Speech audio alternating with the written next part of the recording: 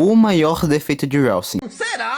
Que Hellsing é um ótimo anime, acho que nenhum espectador desse vídeo pode discordar, mas até mesmo obras feitas de Hellsing tem seus próprios defeitos. O que eu vim falar hoje é sobre o possível maior defeito de Hellsing, não que Hellsing tenha muitos defeitos e tal, principalmente Ultimate é foda pra caralho, mas é sobre esse tal defeito que eu irei citar e explicar no vídeo de hoje. Hellsing por si só é uma obra curta, digamos assim, pois possui 3 mangás, 2 animes e um curta. Com o seu mangá base chega a 89 capítulos e 10 volumes, o que é bem pouco para falar a verdade comparado com outros animes que surgiram na mesma época. E em Hellsing nós vemos uma certa gama de personagens, sendo personagens principais, outros personagens de extrema importância, alguns que possuem seu charme próprio, mas tem alguns personagens que possuem seu próprio tempo de tela e eles não agregam em absolutamente nada pra obra. E não tô falando de personagens tipo o tio da íntegra, o padre que você se esquece daqui a 10 segundos, aquele soldado da milênio que mostra como a animação de Hellsing Ultimate é uma das mais lindas da história. E eu realmente fico chocado ao saber que esses caras possuem um nome de tão figurante que são. Bem, levando em consideração, nós temos 4 personagens que são basicamente irrelevantes para a obra, e eu irei fazer uma análise mais aprofundada sobre cada um deles na obra, começando com...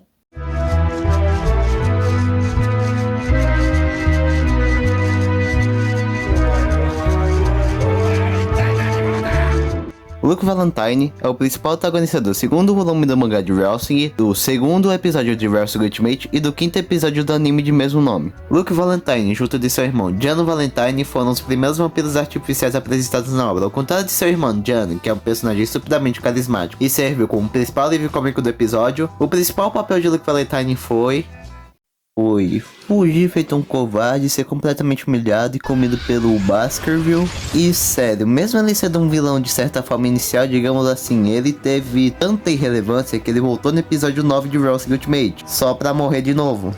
É meio complicado isso aí, então vamos pro próximo.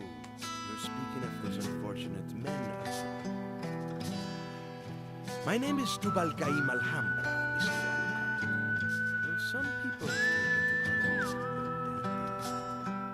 Tubal-Caim Alhambra é o principal antagonista do terceiro episódio de Hellsing Ultimate do terceiro volume do mangá de Hellsing. Tubal-Caim Alhambra aparece lá pro final do episódio 3 de Hellsing Ultimate. É assim, digamos que ele tem uma importância, digamos assim, que nula, pois em sua primeira aparição ele foi morto pela Restrição 1 de Alucard, só para retornar no episódio 8 de Hellsing Ultimate, por conta da Restrição 0. Foi derrotado novamente pelo Alexander Anderson. Sim, ele até tem seus próprios feitos de força, como literalmente cortar um tiro do Harkonnen ao meio, mas tipo assim, ele teve o azar de cair contra os 2 top tiers da obra, no caso o Alucard e o Alexander Anderson. E também possui o fato dele ser brasileiro. Sim, Tubal-Caim Alhambra é um brasileiro, inclusive um dos únicos membros da Millennium que não é alemão. Mas é claro que o fato dele ser brasileiro é importante porque nós mesmos somos brasileiros. Então, vamos logo para os próximos personagens.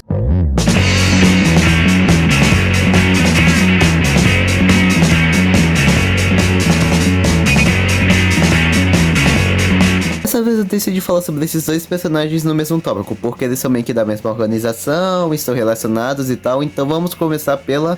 Hank Wolf é um membro da Iscariote que surgiu no volume 1 do mangá de Hellsing e no episódio 4 de Hellsing Ultimate, e mesmo tendo aparições meio cedo na obra, ela só foi ter um papel importante mesmo lá para o episódio 5 de Hellsing Ultimate. Eu estarei me referindo a Hank Wolf de maneira neutra / feminina porque este é um personagem andrógeno.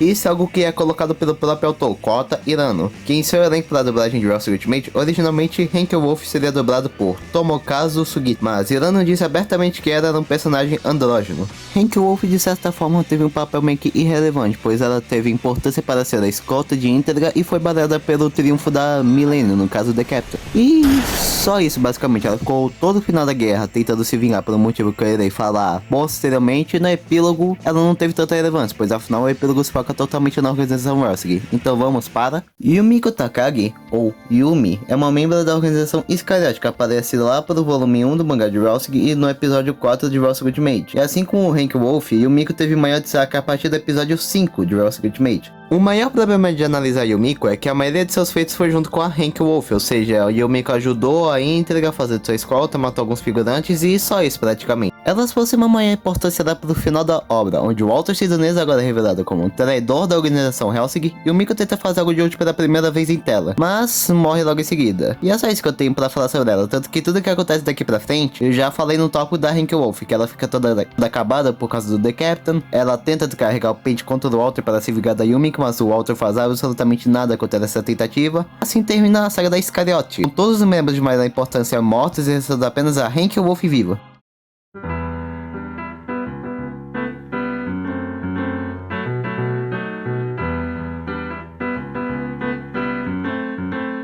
Enfim, eu acho que eu consegui apresentar qual seria o principal problema aqui. Todos os personagens da questão não possuem uma grande importância e nem um grande carisma. Talvez eles possuem carisma, mas nem tão alto quanto os outros. E assim, tirando o Luke Valentine, todos os outros personagens vivem de uma característica própria e apenas isso. Por exemplo, a Yumiko ser uma freira espadachim, a Henkel ser um personagem andrógeno, o Tubalcain ser brasileiro e só isso. Já o Luke, além dele ser um vilão inicial, ele ainda divide tempo de tela com o Giano, que é um personagem estupidamente carismático, ou seja, ou ele é só lembrado por seu irmão mais velho do Giano, ou como comida de cachorro, e assim. Existem até vilões iniciais que conseguem ser melhores do que vilões finais de certas obras, ou seja, o autor poderia dar um certo aprofundamento a mais no Luke Valentine. E o que esses personagens poderiam ter era um leve desenvolvimento, tipo, não um desenvolvimento ao ponto de, sei lá, um personagem principal ou importante pela trama, mas sim um mini flashback, pelo menos, tipo o da Rip Van Winkle. E bem, eu estava pensando em fazer uma meta aqui pro canal, que tá até o final do ano a gente tentar chegar aos 100 inscritos. Tipo assim, eu não tô pedindo nada demais, eu não tô pedindo 1k de inscritos, nem 500 inscritos, apenas 100 inscritos. Será que você poderia ser uma boa pessoa e deixar sua humilde inscrição aqui no canal?